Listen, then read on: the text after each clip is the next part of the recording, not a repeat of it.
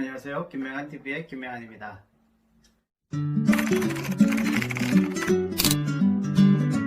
오늘은 책을 읽은 것을 기억하는 방법에 대해서 말씀해 드리겠습니다.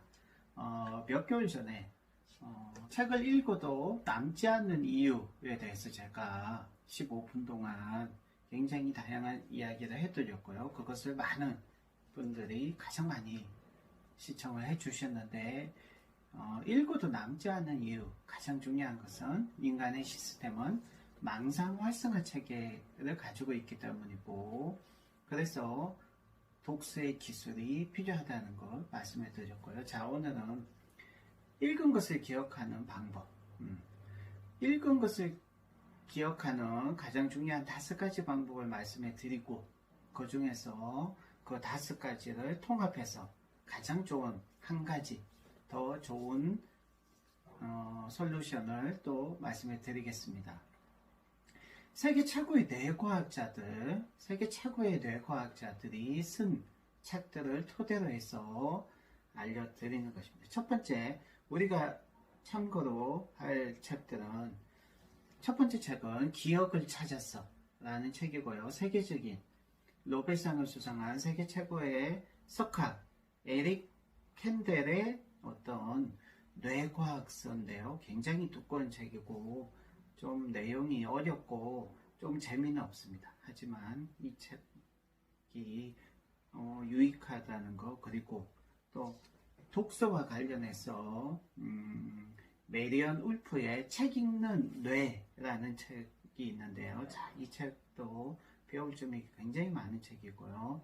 그 다음에 아주 2008년도, 9년도 아마존에서 장기적으로 베스트셀러를 했던 존 메디나의 브레인 놀스라는 이 책도 큰 영향을 주고 좋은 책이고요. 자, 그리고 장기 기억, 단기 기억, 기억력에 대해서 아주 큰 도움을 준 책이죠. 1년 만에 기억력 천재가 된 남자라는 이 책, 그리고 여러가지 다양한 뇌과학 책을 토대로 해서 우리가 읽은 것을 기억하는 아주 효과적인 5가지 방법을 먼저 말씀해 드리겠습니다. 자, 첫 번째, 인간의 뇌는 반복되는 정보를 장기 기억으로 저장합니다. 즉, 그러니까 완벽하게 천천히 한 번 정독을 하는 독서보다는 여러 번 자주 읽는 독서가 훨씬 더 뇌과학적으로 기억에 좋다는 사실. 왜냐하면 우리 인간의 뇌는 언제나 정보를 취사스택하는 시스템을 가지고 있기 때문이죠. 자, 두 번째, 인간의 뇌는 감정이 담긴 것을 장기 기억으로 저장합니다. 즉, 독서를 하실 때 너무 기계적으로, 너무 무미건조하게 지식과 정보를 얻는 그런 독서를 해서는 절대 기억에 남지 않는다는 거죠. 인간적으로 풍부한 감정을 넣어서 책을 읽으시는 게 중요하고요. 자, 세 번째부터 굉장히 좀 더 뇌과학적으로 들어갑니다. 자, 세 번째 방법은 자신이 이미 알고 있는 지식과 정보의 그런 의미와 잘 연결시켜서 덩어리로 만드는 작업, 청킹 작업이라고 하는데요. 이는 청킹 작업, 그리고 자신이 가지고 있는 지식과 정보라는 가장 큰 바다에 중간중간에 새로운 책의 지식과 정보를 끼워 넣는 작업, 인터리빙이라고 하는데요. 이런 작업을 하는 것이 장기 기억으로 저장하는데 굉장히 유익합니다. 왜냐하면 지식과 정보는 항상 유기적인 연결을 통해서 확장되고 생성되고 기억되기 때문이죠. 무에서 유가 창조되지 않는 분야가 이런 지식과 정보예요. 그래서 이미 자기가 많은 지식을 가지고 있는 사람들이 훨씬 더 많은 지식을 계속해서 습득하고 축적하고 기억할 수 있다는 것이죠. 요것도 독서와 관련한 배경 지식이 독서법 전문가이기 때문에 독서법에 대한 많은 지식과 정보도 가지고 있기 때문에 새로운 독서법에 대한 새로운 책을 접할 때 훨씬 더 쉽게 청킹 작업과 인텔리빙 작업을 할 수 있다는 거죠. 그래서 훨씬 더 빨리 이해하고 또 한 번 이해한 것은 훨씬 더 오래 기억할 수 있다는 거죠. 자, 또 네 번째 방법. 인간의 뇌는 자기 자신의 인생, 자기 자신의 직업, 자기 자신의 어떤 취미생활과 연관되어 있는 것들을 장기 기억으로 전환합니다. 즉, 관심과 호기심이 굉장히 중요하죠.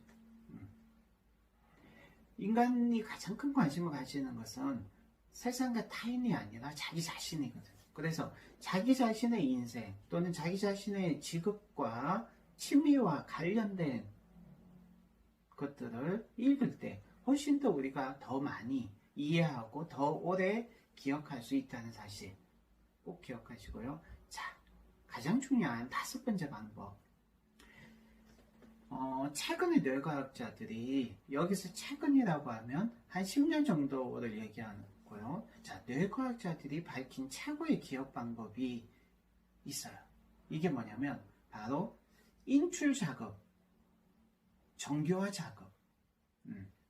이 정교화 작업에는 부호화 작업을 포함시켜서 제가 쉽게 설명해 드립니다. 자, 인출 작업과 정교화 작업을 하는 것이 인간이 책을 읽고 나서 망상 활성화 체계를 뛰어넘어서 가장 잘 기억하고 장기 기억할 수 있다는 최고의 결론이죠.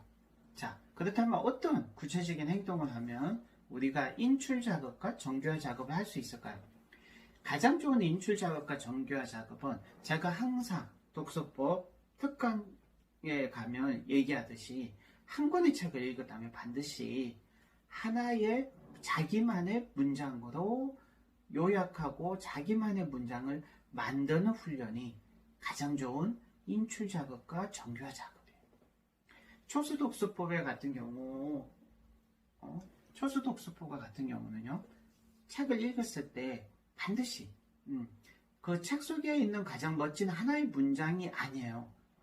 책 속에 없는 이 책의 모든 내용을 통합해서 책 속에 없는 문장으로, 책 속에 없는 메시지로 자기만의 완벽한 하나의 문장으로 만들어내는 과정을 통해서 우리는 인출 작업과 정교화 작업을 정교하게 할 수 있어요. 그래서 초수 독서법이 어떻게 보면 훨씬 더 깊이 있는 질의 독서를 할 수 있는 독서법이고요. 퀀텀 독서법은 도서관에 있는 많은 양의 책을 독파하고 섭렵하는 양의 독서, 수평 독서를 위한 최고의 독서법이라고 할 수 있죠. 자, 그러면 오늘의 가장 중요한 결론. 이 5가지 방법을 통합해서 읽은 것을 기억하는 가장 좋은 방법, 가장 좋은 훈련법, 가장 좋은 행위는 어떤 것일까요? 제가 결론 내는 것은 우리가 책을 읽었을 때 기억해내는 가장 좋은 방법은 바로 다른 사람한테 이 책 내용을 강의하는 것이에요. 다른 사람한테. 그래서 우리가 어떤 책을 읽든지, 이 책을 읽을 때 내가 이 책의 내용을, 이 책의 처음부터 끝까지 이 책의 모든 내용을, 가장 중요한 내용을 누군가한테 강의하겠다고 생각하고 책을 읽으시면요, 실제로 항상 책을 한 권을 읽고 눈으로 읽고 이해하고 만족하는 그런 소극적인 독서가 아니라 한 권의 책을 읽더라도 내가 이 책을 읽고 누군가한테 반드시 강의를 하겠다고 생각을 하시면서 책을 읽을 때는요, 그 책에서 정말 가장 중요한 것을 뽑을 수 있고 또 그것을 자기 나름대로 강의하기 위해서 훈련을 한다는 거죠. 그렇기 때문에 다른 사람을 가르치는 사람이 배우는 사람보다 훨씬 더 많이, 훨씬 더 제대로, 훨씬 더 오래 배울 수 있는 사람이에요. 그래서 뇌과학적으로 보면 책을 읽고 이 책 내용을 강의하게 되면 반복하는 효과가 분명히 있고요. 인출 작업과 정교화 작업도 반드시 들어가 있고요. 이것을 누군가한테 가르치기 위해서 무미건조하게 기계식으로 수동적으로 책을 읽을 수가 없다는 거죠. 그래서 굉장히, 그리고 누군가한테 강의하기 위해서 누가 강의하죠? 자기 자신이 강의를 한단 말이죠. 그렇기 때문에 가장 큰 관심과 호기심이 생길 수밖에 없다는 거죠. 그래서 책을 읽어서 누군가한테 강의를 하는 것이 읽은 것을 기억하는 최고의 방법이라는 사실을 오늘 말씀해 드렸습니다. 그리고 오늘은 여기까지 하겠습니다. 감사합니다.